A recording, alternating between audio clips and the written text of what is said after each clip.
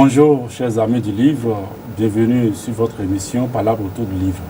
Nous voici encore rendez-vous autour d'un écrivain et d'une œuvre.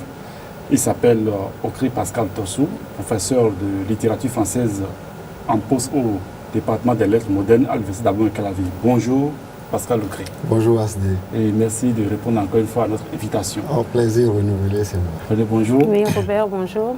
Bonjour, professeur. Bonjour, Rémi. Il s'agit de corpographie et corpologie.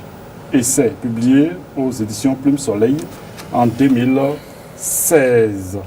En juin 2016, précisément. Oui. Voilà, professeur Okri, et le titre Corpographie et corpologie. Vous allez essayer de nous éclairer avant que nous n'entrions dans le texte. Alors, Asdé, est-ce que je peux épuiser ces deux concepts?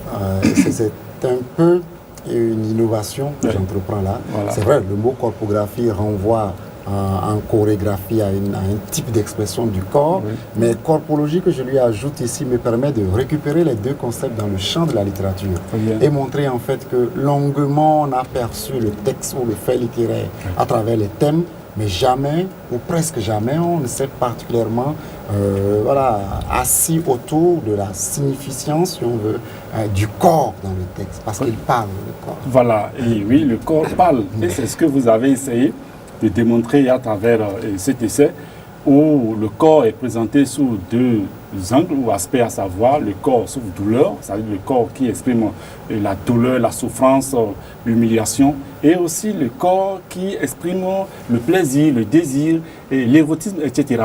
Alors, selon vous, le corps arrive à jouer ces deux rôles-là dans le texte selon que l'auteur le décide, c'est ça? Non, oui, c'est perçu ces deux dimensions dont tu viens de parler, permets que je te tutoie, mais ça va au-delà. En réalité, j'essayais de montrer que dans le fait littéraire, il peut y avoir plusieurs angles de perception du discours du corps. On peut l'avoir par exemple sous un fond féministe. Il y a beaucoup de textes, soit en littérature maghrébine, en littérature africaine, d'expression française, notamment, qui montre l'engagement d'une femme aux côtés de ses sœurs, rien que par le traitement du thème du corps. Mais j'en ai aussi montré dans d'autres secteurs, par exemple le corps érotisant. Et c'est ça qui m'a amené à voir dans l'angle du champ de la poésie ici chez Mourbinet, que par le passé, les premiers poètes sont restés très pudiques, mais les jeunes qui arrivent aujourd'hui veulent une place, et pour y arriver, ils exploitent le corps. Et j'en ai cité quelques-uns que tu as vus, tout à fait, tous les noms que vous avez reçus ici, Victor, leur coach pratiquement, d'autant plus que même des séries d'écriture telles que les SAS exploitent le corps. Mais il y a aussi un autre angle que j'ai appelé esthético-idéologique, etc., sur lequel on fait revenir. Oui, et lorsque vous avez eu à citer donc des œuvres telles que Wedo de Claude Balogun, telles que Conditions humaines d'André Malraux, où déjà le corps exprime déjà, c'est comme une vitrine de ce qui va se passer. Mieux, femme, en fait, donc vous êtes l'auteur. Alors parlez-nous-en, professeur. Oui, sans pour autant lancer en même temps les apprenants dans un rapport de similitude entre le portail d'un ouvrage et le contenu, j'attirais leur attention sur le fait que ça peut être suggestif. Et la preuve, c'est que quand on voit La Condition humaine proclamée comme roman de la condition est paru en 1930 ou 1933, le faciès oriental du personnage que nous l'avons déjà en première de couverture, témoigne un peu d'un combat pour l'homme. Lorsqu'on prend aussi, par exemple, Cahier dont tu viens de parler, c'est mon propre roman, c'est Flèche pour ma paroisse, il y a forcément une adéquation entre cette première couverture et le contenu. De l'épisode du vol. Cela, du viol du moins. Cela dit, il ne faudrait pas l'établir comme une vérité scientifique. Il peut ne pas y avoir de rapport. C'est ce que je montrais à travers la première couverture de Quand Dieu a faim. Et le contenu du texte où il n'y a aucune similitude. Bien, voilà. Et prenons par exemple Tristesse, ma maîtresse de Ataviton. Ça dit, du coup, nous avons l'image comme cela. En fait, c'est juste pour aborder le corps comme érotisme. Je voyais l'angle d'exploitation du discours du corps en littérature. Des années sont passées par là, Houellebecq en France, ce qui nous permet d'être aujourd'hui un supérieur dans le champ français de ces 10 premières années du XXIe siècle. Et chez nous, Ataviton est passé maître pour ça, cette provocation à travers le texte pimenté. Et vous voyez, la première de couverture est suggestive. Mais cela dit, on ne peut pas limiter le discours seulement à ça. Il y a des livres qui n'emportent pas du tout à leur fronton et dont le contenu Harmonie est très érotique aussi. Oui, il n'y a pas que ce tango. Oui, alors prenons un pièce sans fin de Nébeli Keno. Oui, voilà par exemple, ce ne serait qu'interprétation.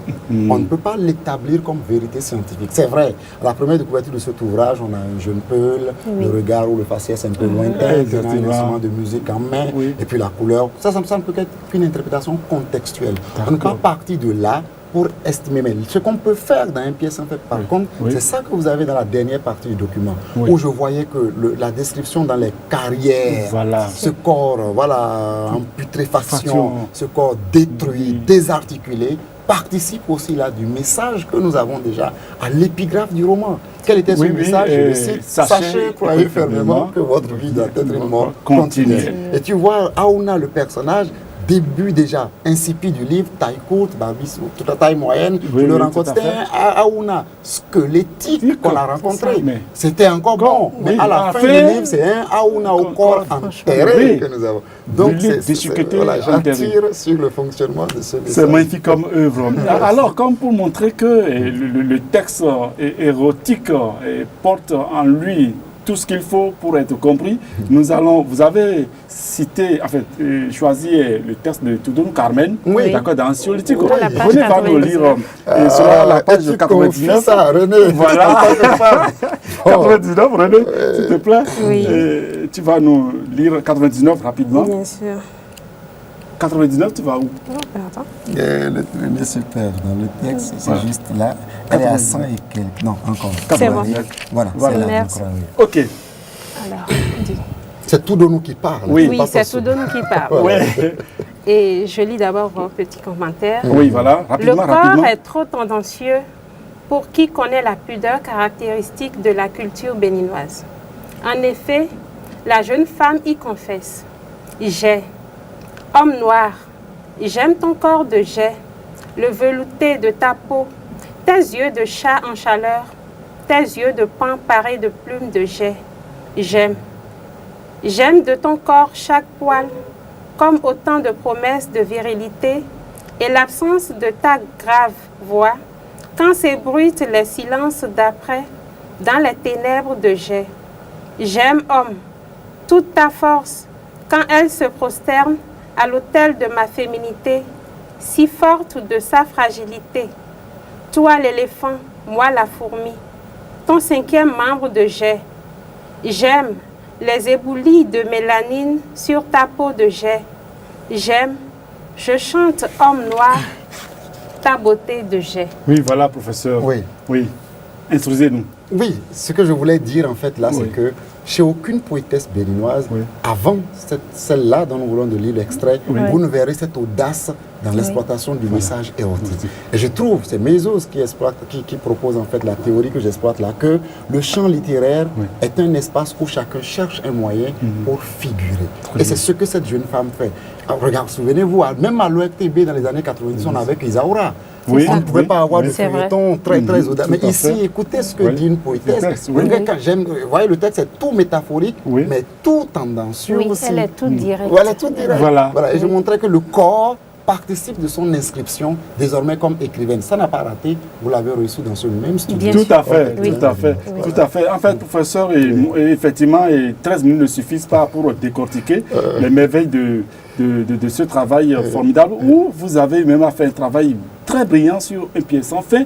Et moi, je trouve que celui qui veut réussir un commentaire composé, s'il a la chance de lire ce texte-là, vraiment, il pourra rentrer dans, ça dit, le secret des mots, le secret des phrases, pour mieux épater donc le collecteur. Je te remercie, Asdé, c'est ça la particularité de ton émission, c'est que toi-même, même quand tu me donnes l'occasion de paraître comme écrivain, tu en es un, et pas des moindres. C'est-à-dire que tu as perçu tout de suite tous les ingrédients que j'ai réunis pour faire vivre le texte. Et c'est vrai, cela plus c'est l'analyse du discours que j'ai exploité par endroits. Or, l'analyse du discours du moins exploite des éléments de commentaire de texte. Ce qui fait qu'effectivement, quand tu entres en contact avec le texte, tu vois que toutes les ressources, n'est-ce pas, textuelles sont sollicitées pour mettre en valeur ce discours du corps dans les carrières, dans les pièces. Enfin. René, une question pour le professeur. Oui. Ah oui, je préfère dire professeur parce que nous sommes en face d'un essai où c'est l'enseignant de lettres que je découvre l'écrivain.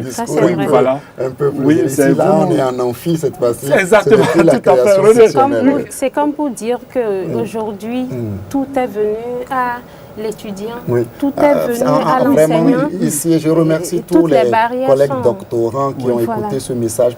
J'ai prononcé cette communication pour la première fois dans un séminaire doctoral chez nous. Et ça a plu. Et la preuve, il y a un colloque qui aura lieu là bientôt, en mai prochain chez nous, sur les représentations du corps. Tant en littérature, voilà, en art dramatique, en musique. Et je t'inviterai, je sais que tu as du domaine, à présenter une communication toi aussi. René également. Avec plaisir, professeur. Et ça coûte combien? Je ne l'ai mis qu'à 3 000 francs. Wow. Je ne l'ai mis qu'à 3 000 francs. En dépit des illustrations iconiques qu'il y a dedans, en couleur. Voilà, je ne l'ai mis qu'à 3 000 parce que en couleur, c'est tellement joli. Comment avez-vous fait pour réussir? C'est l'éditeur qui a fait ce tour de force. C'est formidable. C'est pour que c'est resté en couleur pour que les gens touchent le message de près. Parce que je voudrais répandre ici cette théorie qui me paraît fondamentale dans l'appréhension du fait littéraire. Ce n'est plus sorcier aujourd'hui d'aller vers les lettres. Bon. Parce que nous avons beaucoup de choses. Mais bon, tout ça, je le dois à mes camarades de promotion et tout ça qui m'encourage à creuser, à vous aussi, qui nous aidez à passer sur les ondes. Donc, voilà. Professeur Pascal Tossou, nous voici déjà à la fin de cette émission. Bon, encore un mot sur corpographie et corpologie pour boucler cette émission. Alors, corpographie et corpologie, je le recommanderais aux étudiants, à tous les hommes de lettres, qu'ils viennent écouter ces balbutiements sur un concept nouveau, la corpologie, et qui en fait aiderait à muscler l'argumentation quand on est en démonstration scientifique sur le fait littéraire. Je vous remercie, Asdé. Merci beaucoup, professeur. Oui, c'est vous qui clôturez, vous clôturez en même temps. Bon, je regarde où vous clôturez. Voilà, on est pour l'instant un peu vers la fin de cette émission parce qu'Asdé ne cessera pas de revenir dans ce studio. Je vous dis infiniment merci. À très bientôt et vive les lettres. Merci.